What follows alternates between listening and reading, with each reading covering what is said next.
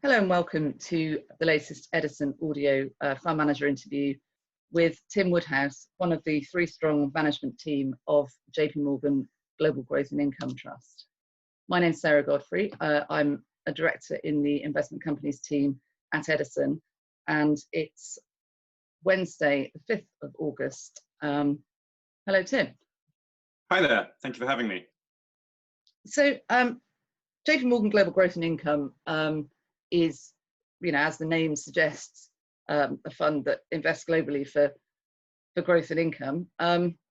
What's your view of the global market outlook currently?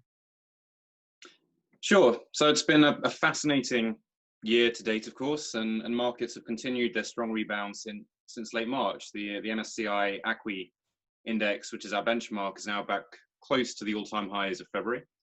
And in my mind, it's been driven by three separate, but I think equally important factors. Now, the first, of course, is the economic data and the path to reopening.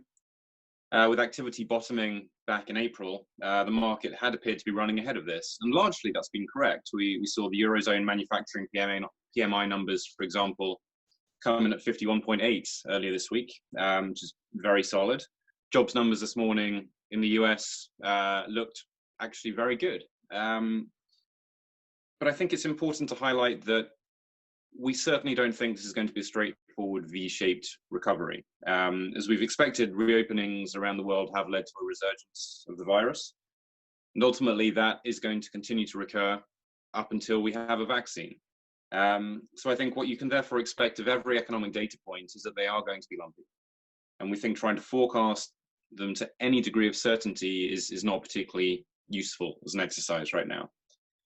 Now, the second factor, of course, is the stimulus and support by governments and central banks. And the speed with which both groups acted back in March should really be commended.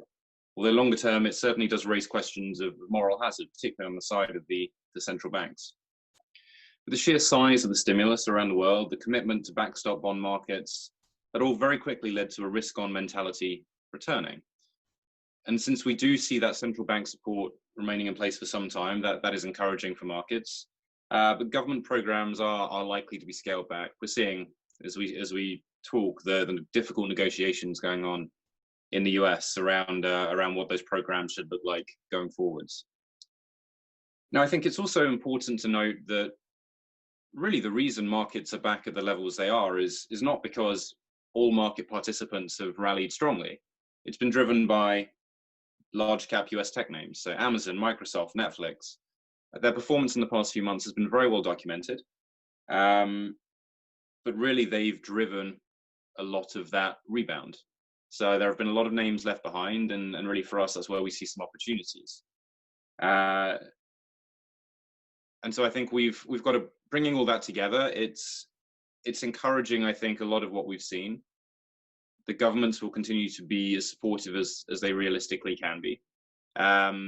But this isn't going to be a straight line. And so in the shorter term, I think over the next few months, we are going to see more volatility return. So you mentioned there some names being left behind and obviously, the government central bank stimulus. What themes and opportunities are you seeing and responding to in particular as a result of the pandemic? Sure. Look, I think the theme of technology leadership has been one that's dominated the market so far, and in most cases for a good reason. There are a great many businesses that have taken significant steps forward during COVID that would have taken many years longer otherwise. And you can see that in names like Amazon, which of course everybody knows, where the shift online that was occurring anyway to things like their Amazon Prime subscription or even grocery delivery, that has been meaningfully accelerated, and that will be permanent. But there are smaller markets like telehealth, for example, or even as we're doing today, video conferencing, where I think most of us didn't know the name Zoom 6-9 months ago. Now I don't think we can imagine life without it, which is a little bit surreal. So these are names that will continue to thrive, and we do want to invest behind those structural winners. But we also have to be cognizant of where stock prices have gone and where other opportunities that might be a little bit more overlooked are. There are plenty of those. There are companies which are not structurally challenged. They have steady growth, high returns, but they've simply faced some short-term disruption. And so there are names within the travel space, for example, that we've been really taking advantage of, or in the housing space as well, and financials too. You can look at some of the consumer cyclical names, which if I were to take you back a year, we were looking at consumer cyclical names, which include things like travel names, they include things like house builders. And we looked at them and we thought that, quite frankly, they were pricing in a very, very optimistic economic outlook, and the risk reward really was not attractive at all. Now you fast forward to today, and really for reasons which are obvious to everybody, we do start to see those opportunities now. And are you able to sort of drill down into any of those purchases, you know, either names or geographical locations, particular markets? Absolutely. So I think one that the most of our listeners will know well is Taylor Wimpey, and this is a name that we bought a couple of months ago, and we've been adding to more recently. And of course, it's sensitive to the UK economy, but it does have a very strong balance sheet. And I think importantly, what we've seen over the past few months is they're taking the right strategic decisions. They paused their dividend in the height of the uncertainty, but they then made a smart decision in our minds to raise £500 million. They did that not from a defensive position because they were worried about their balance sheet, but rather from an offensive position of wanting to take advantage of depressed land prices and add to the land bank. To date, they've spent 350 million of that 500 million pounds, and we're very pleased with those acquisitions. That is exactly the right long-term thinking that we want to see from management. They've indicated that come the start of next year, they will reinstate the dividend for the second half of 2020. That's an encouraging sign as well, I think, that now that we're through the worst of the crisis, they know that they have access to capital markets if needed, but they feel very good about their funding position. All of that gives us confidence in how the balance sheet looks. And at a more fundamental level too, they've been able to put through price increases. They put through a 1% price increase in July. They are looking at doing the same again in September. All of that, I think, speaks to a very healthy company doing the right things. Now, of course, the shares are trading close to their Brexit lows. For us, that's an opportunity. We're seeing a stock that on next year's numbers is on a 10% free cash flow yield. Is going to pay next year a 6% dividend. And really, those numbers stand out as being a very attractive opportunity. And it's the case of buying in not when the news is fantastic, not when the world is in a wonderful place, but buying into a company that does have some structural tailwinds, which we think is attractively valued. Now, another theme that I mentioned, of course, is travel. And so to dive into a couple of the opportunities we've seen there. American Express is perhaps one that you wouldn't think as being associated with that, but actually about a quarter of the spending on their credit cards does come from travel and entertainment. The stock's still 33% below where it was back in February. And ultimately, that's driven by that uncertain outlook around the travel and entertainment spending coming back, the wider concerns around consumer spending. And of course, with any credit card company, concerns about loan losses and what happens there. Now, American Express has always had a very high quality loan book, and we have every confidence, based on the data that we're seeing so far, that they aren't going to have any issues there at all. So for us, whilst the timing of people starting to spend again is uncertain, and quite frankly, I couldn't tell you what exactly people will spend on. I don't know if in a year's time people will be rushing back to fly, or whether they'll be staying in hotels, perhaps in the UK rather than in Greece. Ultimately, though, with American Express, I don't care. As long as the spending comes back, which of course it will, it's a very predictable cyclical phenomenon. When it comes back, American Express will benefit. And so it's a good example, I think, in both the financial and the travel sphere, of a very, very high quality company that we've taken advantage of people being nervous about the short term. One more, which I think is a good one to mention, is Lyft, which is the number 2 rideshare player in the US. And the unique thing I think about where the US is in the rideshare market compared to a lot of the rest of the world is that it's already consolidated to a 2-player market. You see a lot of small players in emerging markets around the world, or even in the UK. In the US, though, if they weren't bankrupt before, they are now after COVID, when ridership collapsed. So a duopoly is a wonderful market to be a part of. It means you can generate very good returns, and we do have a lot of confidence based on the unit economics that we see and the levers that Lyft can pull, and Uber for that matter, that in a few years' time, this is going to be a very profitable business model. Now, of course, during the pandemic, ridership was down meaningfully, at some points down 95% in certain areas. So the way we got comfortable with investing in a company which ultimately is still loss-making today is focusing again on the balance sheet. We're not looking to take a lot of risk on companies with a lot of leverage, where ultimately their existence is not entirely in their own hands. Lyft went into the crisis with $2.8 billion of net cash on the balance sheet. When we were stress testing the numbers, we felt pretty confident that if ridership is down 60% for both 2020 and 2021, they're still going to exit 2021 with $1 billion in net cash. And that's a fantastic position to be in as a company, where you can continue to make the right strategic decisions. And it's a great place for us and investors, where the stock got crushed, of course, and we were able to pick it up at very attractive levels. And we think that's going to be a great name for the long term. Brilliant, thanks very much. Yeah, very interesting things there. So you say you're benchmarked against the ACWI, so that includes emerging as well as developed markets. But your exposure to some of the faster growing emerging markets like China and India is quite low. What's your thinking on that? Sure. So I think for us, looking at things by where companies are listed, it has always been a slightly difficult one for us to really get our head around. So what we do is we prefer to break it out by where companies actually generate their revenue.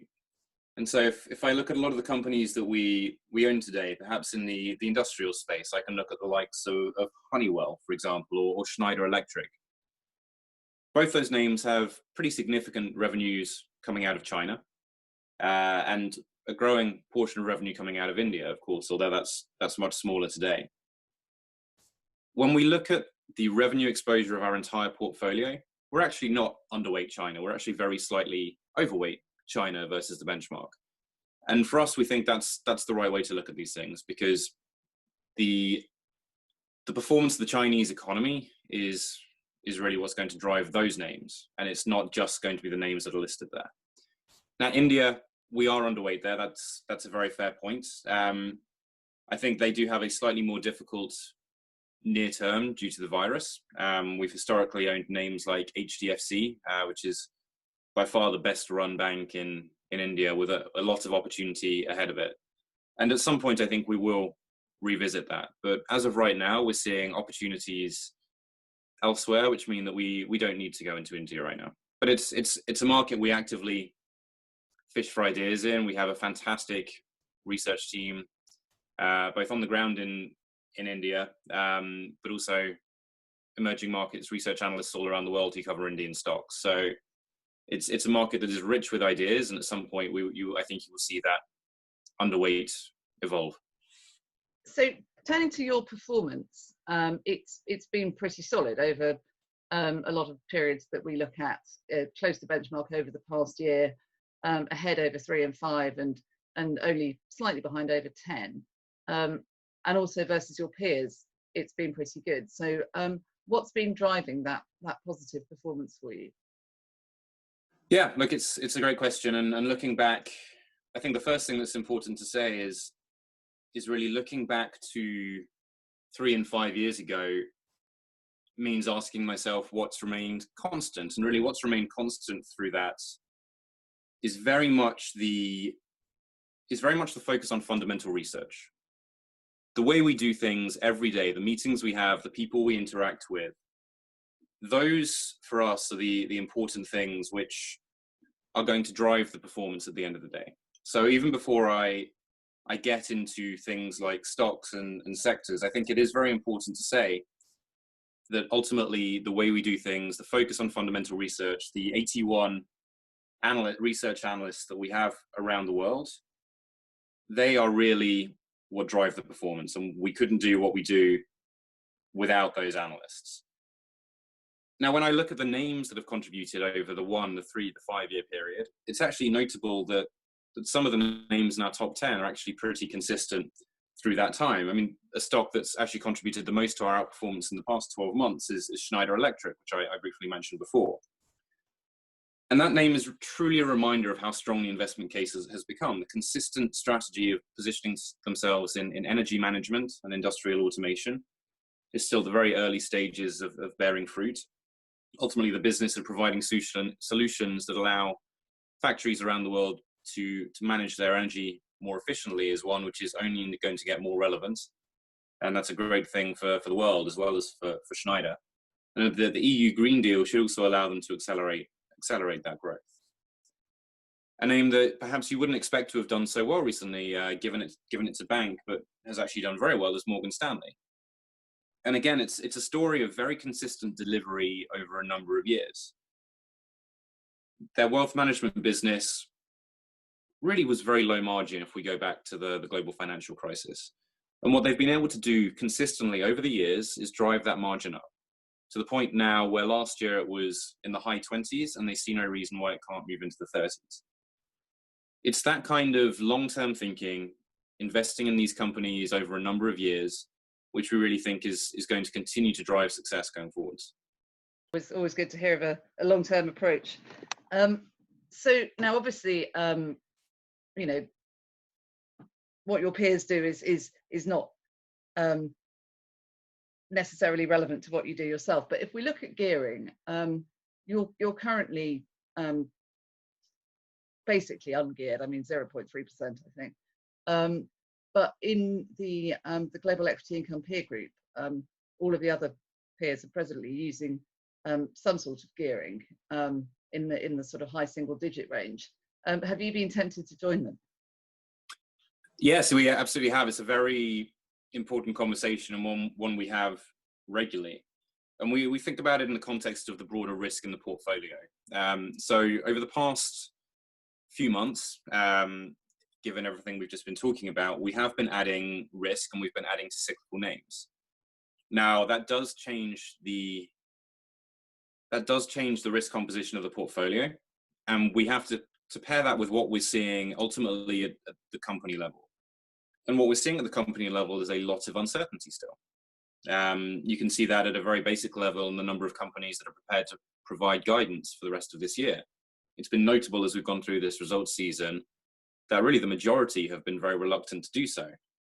And if those companies have no visibility as to what's going to happen, it's very hard for us to say that we have a lot of confidence in the trajectory from here. And that goes very much to what I spoke about earlier about, I think the next few months are going to be quite volatile. So with that backdrop, where we've been adding to more cyclical names, we've been adding risk in that way.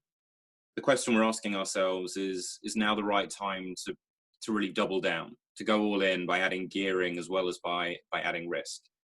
And for us right now, we haven't quite seen those factors align. Now, making predictions is always a dangerous game. But I think the framework that we're looking for is one where we have more confidence in the economic outlook. And at that point, we're going to certainly make use of the gearing facility, which of course, it's a very important facility for us. It's an important part of the investment trust. And you will certainly see us utilizing that going forwards. But right now, we don't think it's the right moment to be adding gearing. Great, thank you. So, I mean, thinking specifically about those kind of risks at the moment, for an income fund, obviously there have been massive dividend cuts in the UK in particular, but also around the world, some of them in response to regulatory pressure, but some, you know, just as a way of businesses conserving their cash. Have you seen many of those dividend cuts or delayed payouts in the JGGI portfolio? Yes, we had a few.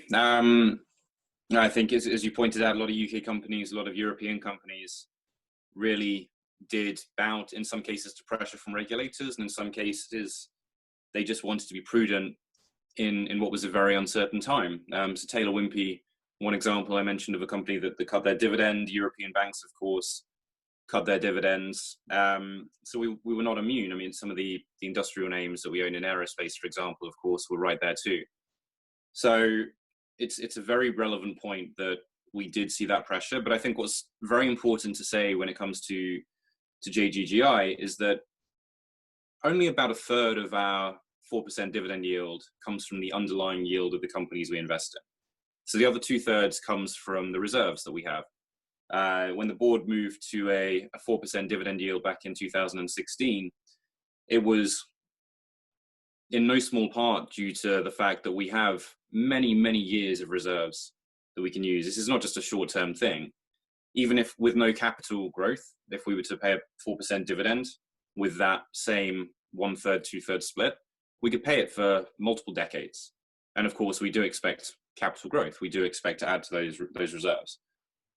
So I think that's an important point in the context of JGGI, because we do think we do have the best of both worlds. We're not constrained by driving that yield through investing in high-yielding companies. We're able to go anywhere. We're able to invest in companies that don't pay dividends. I mean, Amazon is of course a wonderful example of a company that does not pay a dividend, but the capital growth there has been absolutely wonderful.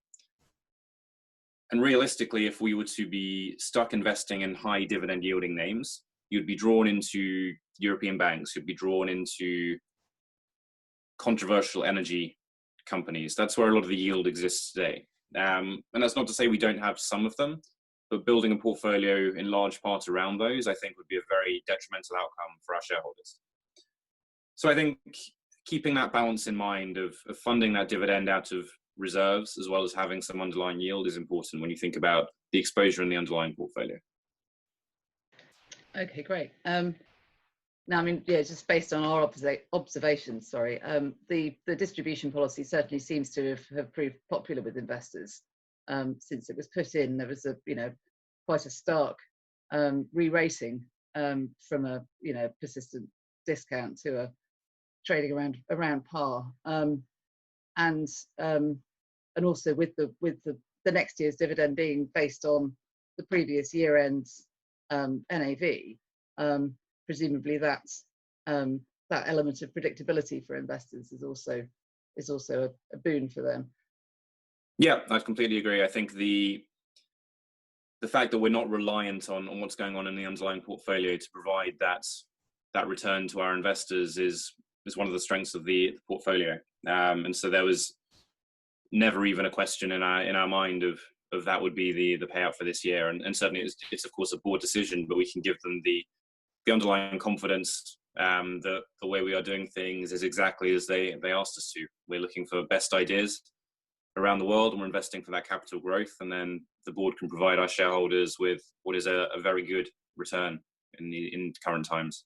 So I mean, that's been a good roundup, I think, of what's going on in the world today and in the portfolio. What are the key messages that you'd like to leave with investors or potential investors? I think that the strengths of this trust are not in the 3 portfolio managers. They're in the vast resources of research, fundamental analysis that JPMorgan has all around the world. And I think the benefits of investing with a strong company that puts so much money into that research have been proven over the years. So this trust gets to leverage all of those strengths in a very consistent way. We do things the way we've done them for a long time, which is finding those individual companies, putting together really what is a best ideas portfolio, and managing that within very sensible risk constraints. And you've seen the results over time be very consistent. And of course, as I mentioned, I think that you do have the best of both worlds. You do get the capital appreciation that comes with finding those companies which are transforming the world, the Salesforce.coms, the Amazons, that don't pay a dividend, but of course we can, because we have very significant reserves, and we have a very strong belief that offering our shareholders that return is the right thing to do. Well, Tim Woodhouse, one of the 3 managers of JPMorgan Global Growth Income, thank you very much for talking to us today on this Edison audio interview. I've been Sarah Godfrey from Edison, and thank you very much. Thank you very much for having me.